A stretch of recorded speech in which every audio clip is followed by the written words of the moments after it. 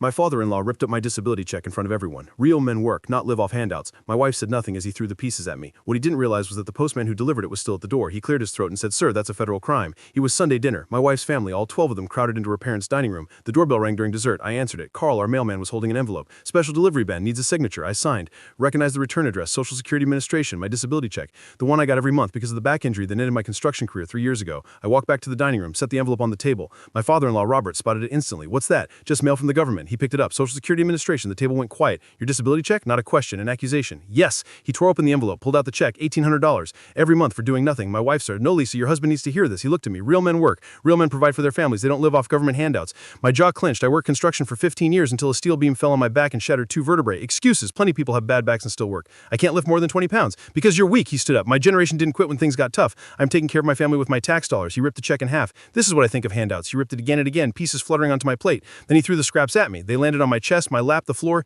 Everyone stared. Nobody said anything. I looked at Lisa, waiting for her to defend me. She looked down at her plate. Robert sat back down. "Maybe now you'll get off your ass and find real work." That's when Carl spoke. "Sir." Everyone turned. The mailman was still standing in the doorway. "That's a federal crime." Robert laughed. "What are you talking about? Destroying government mail? A federal benefit check? That's a felony under 18 U.S. Code Section 1702. The room went silent. I'm a mailman, not a cop, but I witnessed the entire thing and I'm required to report it. Robert's face went red. "Get out of my house." "I'm already leaving, but I'll be filing an instant report the moment I get back to the post office." Carl looked at me. "Ben, you'll need to contact Social Security for a replacement, and you might want to file a police report." "He's not filing anything," Robert started. "Actually, he should. What you just did carries a fine of up to $250,000 and up to 5 years in prison."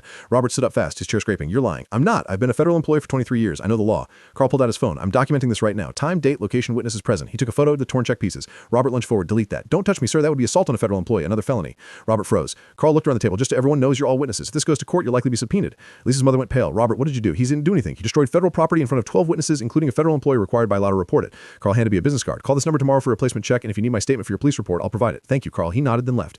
The dining room stayed silent. Robert sat down slowly. His face was white now. "He's just ridiculous. They won't actually prosecute. They prosecuted a woman in Tennessee last year for the same thing. She got 3 years." Lisa's brother pulled out his phone, started Googling. "He's right. Holy, Dad, this is serious." Robert looked at me for the first time. I saw fear. "I was making a point. You humiliated me in front of your entire family, called me weak, destroyed the only income I have."